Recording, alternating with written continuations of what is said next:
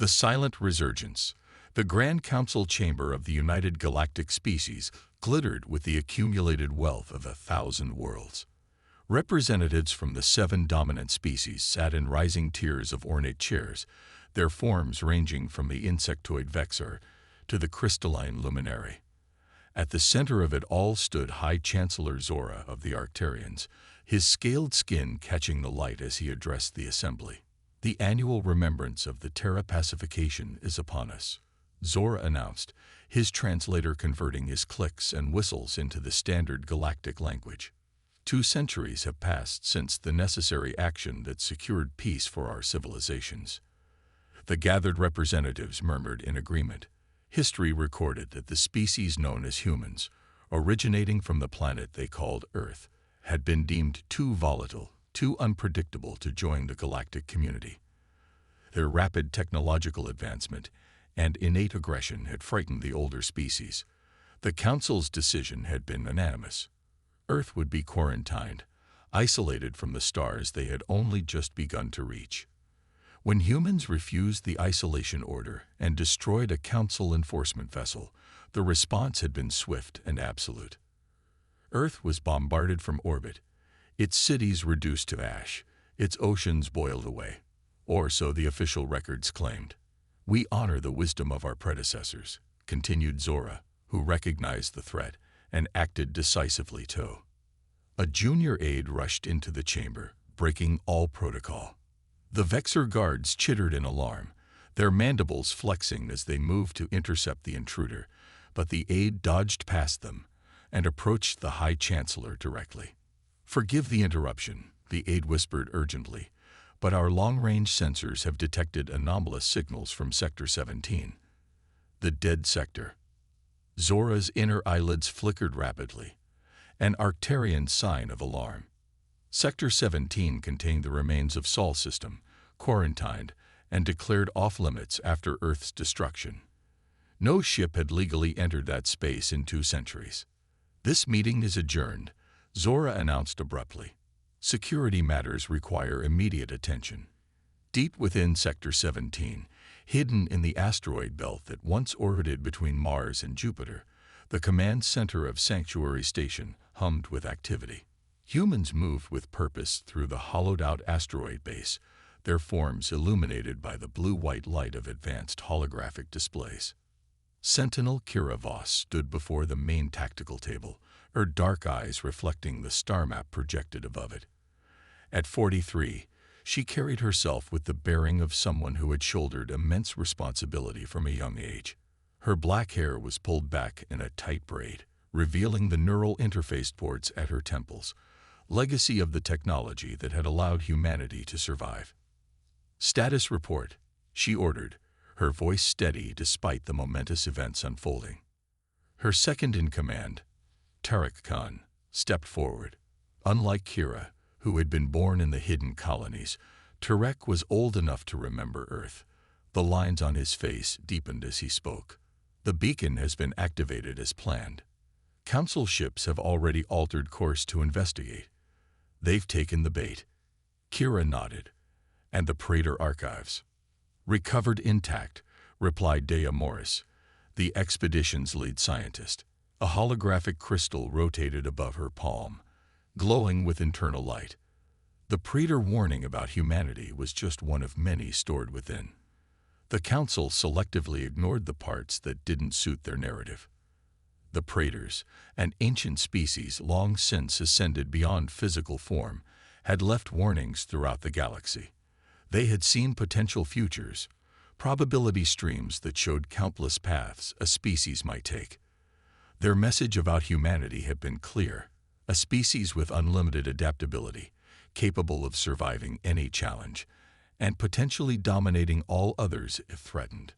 The Council had used this warning as justification for Earth's destruction. What they hadn't realized was that the warning contained something else, a prediction that humanity could not be extinguished so easily.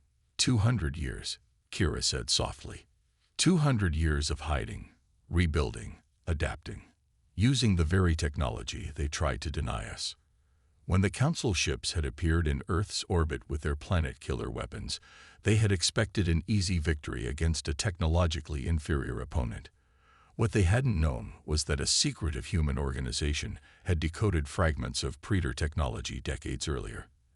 As destruction rained from the sky, millions of humans had been uploaded, their consciousness transferred into secure databanks, hidden in deep bunkers, and hastily launched ships. The attack had still been devastating. Billions died. Earth was rendered uninhabitable.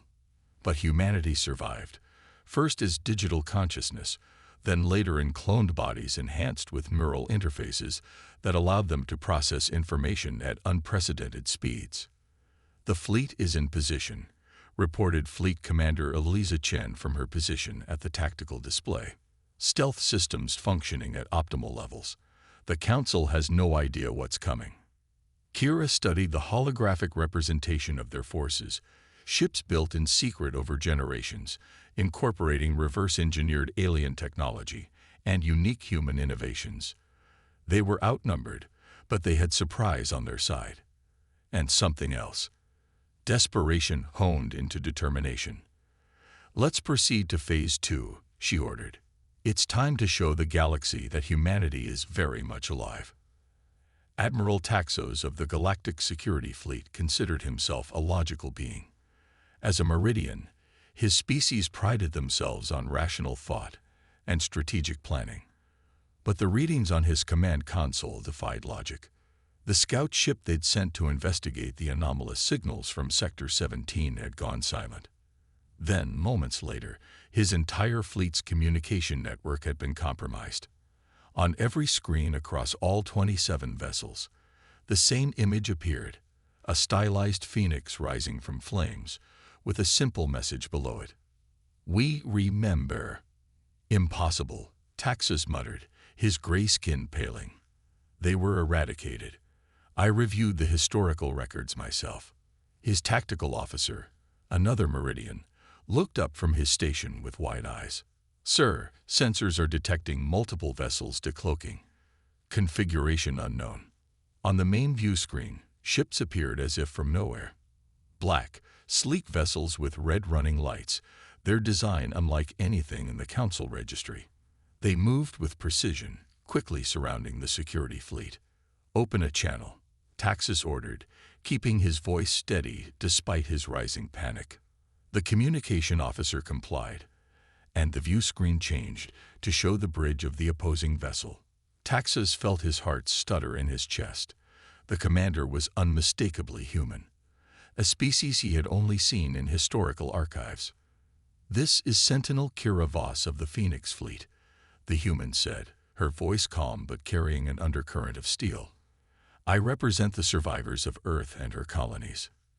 "Impossible," Taxus repeated. "Earth was destroyed. Your species was pronounced extinct." Kira finished for him. "That was your mistake, Admiral. You should have made certain." Taxos drew himself up to his full height. "Whatever you are, clones, constructs, some experiment gone wrong. The Council will not be intimidated. Your planet is gone. Your civilization is dust." A cold smile touched Kira's lips. "Our planet may be gone, Admiral, but our civilization has been reborn in the shadows you cast. We've watched. We've learned. We've evolved." At her signal, the screen split to show footage from across the galaxy. Hidden human outposts, advanced research facilities, shipyards concealed within gas giants and hollow moons, places where humanity had been rebuilding for 2 centuries. "We're not here to fight you, Admiral," Kira continued. "Not today. Today, we simply announce our return. Take this message to your Council. We remember what was done to Earth. We remember the billions who died screaming. And we are coming to claim our place in the galaxy." Without warning, Kira's fleet vanished again, their cloaking technology re-engaging. In moments, the sensors showed nothing but empty space. The Admiral stood frozen on his bridge, the implications crashing over him like a tidal wave. Humanity had survived. They had advanced, and they had just demonstrated they could have destroyed his entire fleet, but chose not to. The message was clear. The galaxy's reckoning had just begun. The emergency session of the Galactic Council was chaos. Representatives shouted over one another as reports flooded in from across council space. Sightings of human ships, mysterious disappearances of outposts that had housed Earth artifacts, and the complete compromise of the Council's most secure communication networks. High Chancellor Zora slammed his ceremonial staff against the floor, the sound reverberating through the chamber. Order. We will have order. The assembly quieted, though tension remained thick in the air. The situation is being contained, Zora announced. These imposters, claiming to be human survivors, are clearly using psychological warfare. Our experts believe they are likely bioengineered constructs created by anti-council extremists. From the shadows at the back of the chamber, an elderly luminary counselor named Selinus moved forward. Unlike the crystalline brilliance of younger luminary, Selinus's form had clouded with age, giving her an almost misty appearance. "You lie, Chancellor," her voice chimed like cracked glass. "As you and your predecessors have lied for 2 centuries. Gasps echoed through the chamber. "Counselor Selinus," Zora said warningly, "you forget yourself." "No," she replied. "I remember. I remember when the decision was made to attack Earth. I remember how the Praetor warnings were selectively interpreted to justify genocide." She raised a glowing hand, and a holographic projection appeared above the council floor. It showed pages from a classified archive, detailing the true reasoning behind Earth's destruction. Fear of human potential, concern about their rapid technological advancement, and most damning of all, the discovery of Praetor technology in human hands. "The Praetors did not warn us that humans would destroy us," Selinus continued. "They warned that humanity would surpass us if we gave them reason to unleash their full potential. And what did we do? We gave them the greatest reason of all: survival." Before Zora could respond, the chamber's security systems suddenly failed.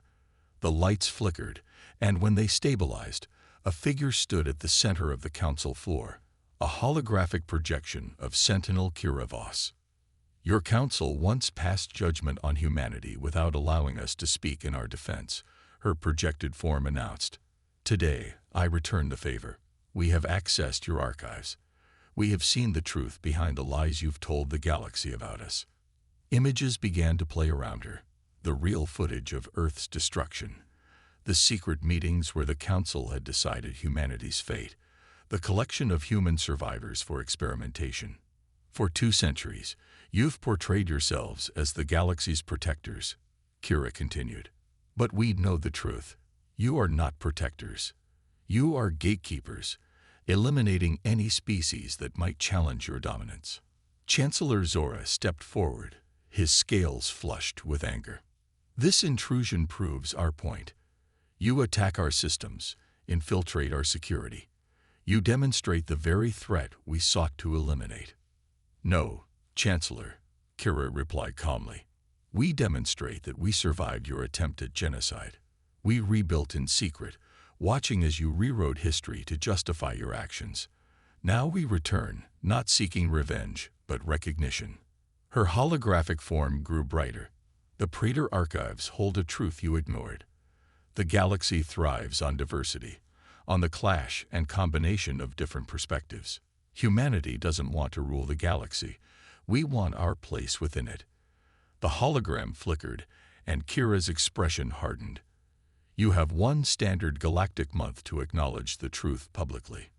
Recognize our right to exist, return the remains of Earth to our custody, and prepare for diplomatic relations with the Phoenix Collective." "And if we refuse?" Zora demanded. Kira's hologram began to fade. "We've already infiltrated your most secure systems, disabled your flagship fleet, and addressed your full council without firing a single shot. Consider carefully what might happen if we decided to act with the same disregard for life that you showed us." As she vanished, the council erupted into pandemonium. In the confusion, few noticed Counselor Selinus slipping away, a small smile playing across her crystalline features. The reckoning had begun, just as the full Praetor prophecy had foretold. The galaxy was about to change forever. The unstoppable flame.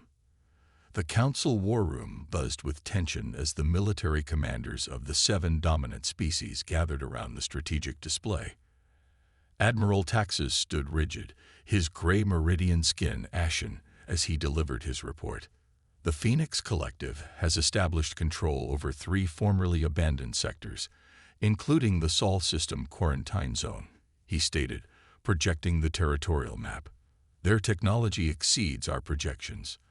They're utilizing quantum entanglement communications that we cannot intercept, and their stealth capabilities render our standard detection systems useless. High Chancellor Zora's scales rippled with irritation. How is this possible? Even if some humans survived, they were a pre-FTL civilization when we contained them. General Crab of the Vexer military caste clicked his mandibles. The evidence suggests they reverse-engineered Praetor technology. The same technology we've been unable to fully understand despite centuries of study. That's absurd, snapped Counselor Thrax of the Duraxian Imperium. Humans were primitive. Their neural architecture couldn't possibly comprehend Praetor tech. A new voice entered the conversation, melodic and calm. That is precisely why they succeeded where we failed. All eyes turned to Counselor Selinus, who had entered silently. The elderly luminary moved to the center of the room, her crystalline form refracting the light. The Praetors did not build their technology to be understood through logical deconstruction, she explained. Their systems respond to intuitive leaps, to connections made across seemingly unrelated fields. Humans excel at this type of thinking. They call it creativity. Zora dismissed her words with a gesture. Creativity is irrelevant. What matters is that these humans pose an existential threat that validates our ancestors' decision. We must crush them now, before their numbers grow. Their numbers are irrelevant. Admiral Taxus said quietly. Our intelligence suggests they've transcended traditional constraints. They exist simultaneously as biological entities and digital consciousness. They can transfer between cloned bodies, ships, even weapon systems. The room fell silent as the implications sank in. You couldn't truly kill an enemy who could simply download their consciousness to another vessel. The Council has called for a vote tomorrow, Selinus announced. We must decide whether to meet their diplomatic demands or commit to open warfare. Zora's eyes narrowed. The Council has stood for 10,000 years. We will not bow to the demands of a species that should be extinct. Perhaps, Selinus replied. That is precisely why the Praetors warned us about them. Aboard the Phoenix flagship Lazarus, Sentinel Kira Voss interfaced directly with the ship's systems through her neural ports. Her consciousness expanded, flowing through the vessel's computational matrix until she perceived the entire battle group as extensions of herself. 15 advanced warships moved in perfect synchronization, their captains similarly connected to the collective tactical network. This was humanity's true advantage, the neural collective. Born of necessity when the first survivors existed only as digital consciousness, it had evolved into something no other species had achieved. A hive mind that preserved individual identity and initiative while allowing unprecedented coordination. Kira disengaged, her awareness contracting back to her physical form. The sensation always left her momentarily disoriented, caught between the limitless expanse of the digital realm and the confines of flesh. The Council's response fleet is mobilizing, reported Tariq Khan, studying the tactical display. 17 capital ships, 40 cruisers, over 100 support vessels. They're not coming to negotiate. Kira nodded, unsurprised. And our allies? The luminary delegation has officially broken from the Council, Dia Morris answered, entering the command center with a holographic document floating above her palm. 3 minor species have followed their lead. They're requesting asylum within Phoenix territory. This had been part of their strategy, fracturing the Council from within. Not all species had supported Earth's destruction, but dissenters had been silenced. Their objections buried in classified archives the humans had now made public throughout the galaxy. "Grant their request," Kira ordered, "and prepare a transmission to the approaching Council fleet. One last chance for peace." Fleet Commander Chen looked up from her station. "They won't take it. The tactical analysis is clear. They believe their numerical advantage will overwhelm us."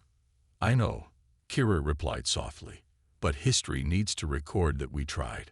She moved to the center of the command deck, activating the holographic transmission system. Her image would be projected to every vessel in the approaching armada. "This is Sentinel Kira Voss of the Phoenix Collective. Your fleet has entered neutral territory against explicit diplomatic warning. We recognize this as an act of war." Her voice was calm, almost regretful. "I offer you one opportunity to withdraw. The Phoenix Collective does not wish to destroy you." Admiral Taxo's reply came swiftly, his image appearing before her. "Your existence is an anomaly that must be corrected. The Council has spoken. There will be no negotiation with genetic aberrations." Kira's expression hardened. "Very well. Remember that you chose this." She terminated the transmission and turned to her command staff. "Activate the Prometheus Protocol." Throughout the Phoenix battle group, humans connected to the Neural Collective. Individual consciousness merged into a unified tactical entity, processing information and making decisions at speeds no conventional command structure could match. The Council fleet advanced in standard formation, expecting a traditional space battle. Ships exchanging fire at long range, gradual attrition leading to eventual victory for the numerically superior force. What they encountered instead defied conventional warfare. The Phoenix ships moved with impossible coordination, as if each captain could predict the other's actions perfectly. Where the Council expected defense, they found empty space. Where they thought they had opening for attack, they encountered concentrated fire. Admiral Taxos watched in growing horror as his carefully organized fleet dissolved into chaos. Phoenix vessels would materialize from stealth directly within his formation, fire with precision at critical systems, then vanish again before effective countermeasures could be deployed. "They're not fighting like a military," he realized aloud. "They're fighting like a single organism." Within an hour, half the Council fleet was disabled, their weapons and propulsion systems targeted with surgical precision, while life support remained untouched. The message was clear. Humanity could have killed them all, but chose not to. In the aftermath, as rescue vessels approached the crippled Council ships, a final transmission reached every vessel. Not just Kira's image this time, but a montage of Earth as it had once been. Blue oceans, green continents, the achievement and art of human civilization before it was reduced to ash. "We remember," Kira's voice stated simply, "but we choose not to repeat your mistakes. Return to your worlds and deliver this message. The Phoenix Collective will take its place in the galactic community, whether the Council acknowledges us or not. Those who wish peace will find friendship. Those who wish war," the transmission showed the disabled fleet, "will find humanity impossible to erase." The Grand Council chamber, once the pinnacle of galactic power, now stood half empty. 3 days after the battle, 4 of the 7 dominant species had withdrawn from the Council, forming a separate alliance with the Phoenix Collective.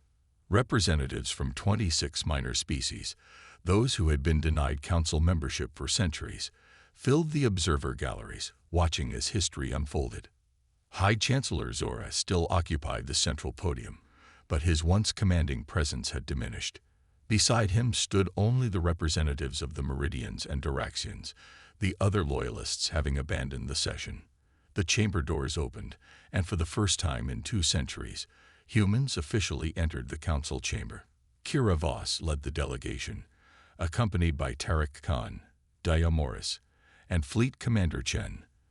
They wore simple black uniforms bearing the Phoenix emblem, carrying no visible weapons yet radiating an unmistakable aura of strength.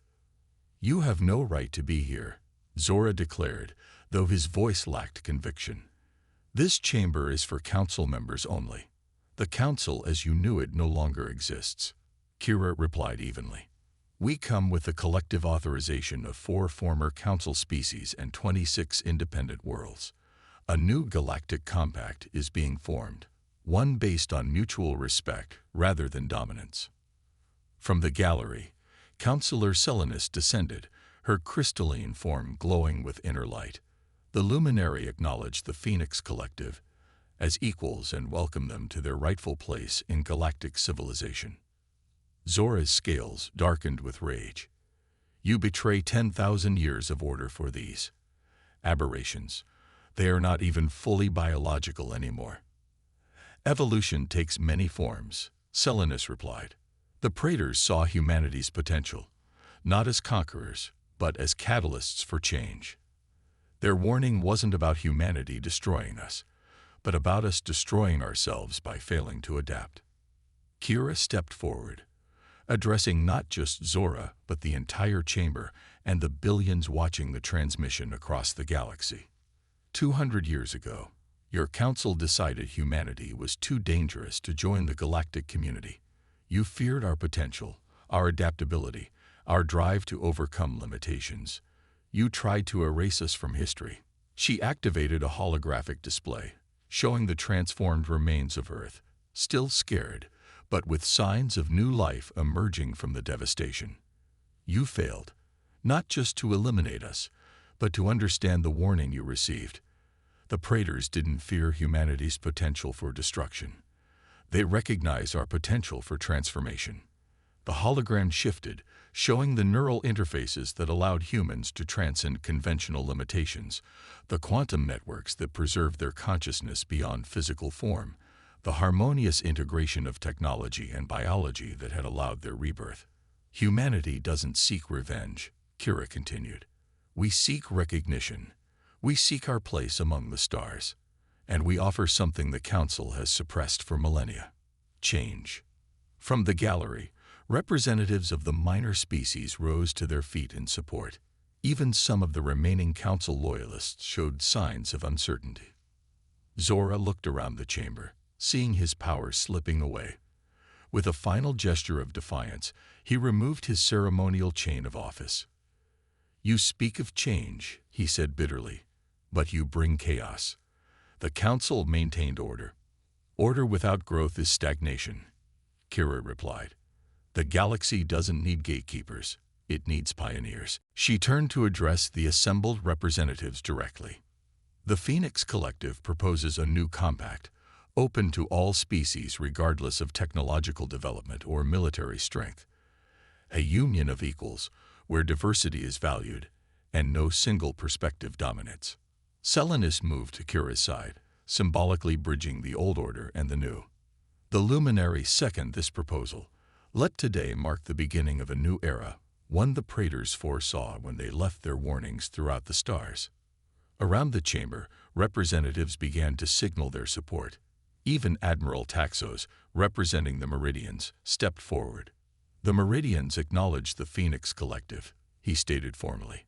We seek understanding rather than conflict. Kira nodded in acceptance. Understanding is where peace begins. As the formalities proceeded, Tariq Khan moved to Kira's side. 200 years, he murmured. 200 years of hiding, planning, building. And now we step into the light, she replied. Not as conquerors, but as catalysts. Above them, projected across the chamber's dome, the image of Earth slowly transformed. Barren wastelands gradually blooming with new life, oceans clearing, a planet healing itself with the help of the same technological ingenuity that had saved its people. They tried to make us extinct, Kira said, watching the regeneration of her ancestral home. Instead, they made us unstoppable. Across the galaxy, on hidden outposts and newly revealed colonies, humans who had known only shadows watched as their representatives took their place among the stars. The message that had guided them through 2 centuries of exile now broadcast openly across all frequencies. Remember Earth. Reclaim our future. The Praetor's prophecy was fulfilled, but not as the Council had feared. Humanity had returned, not to dominate, but to transform, to push the boundaries of what was possible and challenge a galaxy that had grown complacent in its ancient order. And in the vast archives where the predator warnings were stored, a final message illuminated that had long been ignored. The species that survives extinction emerges stronger than any that has never faced it. In the children of Earth lies the galaxy's renewal. The elders had warned them. They hadn't listened. Now humanity's unstoppable ascent would carry the entire galaxy forward into a future none could have imagined, except perhaps the ancient praetors themselves, who had seen potential where others saw only threat. In the end, humanity's greatest strength wasn't their technology or their adaptability, or even their determination to survive. It was their capacity to forgive without forgetting, to remember the ashes of Earth while building something new from its remains.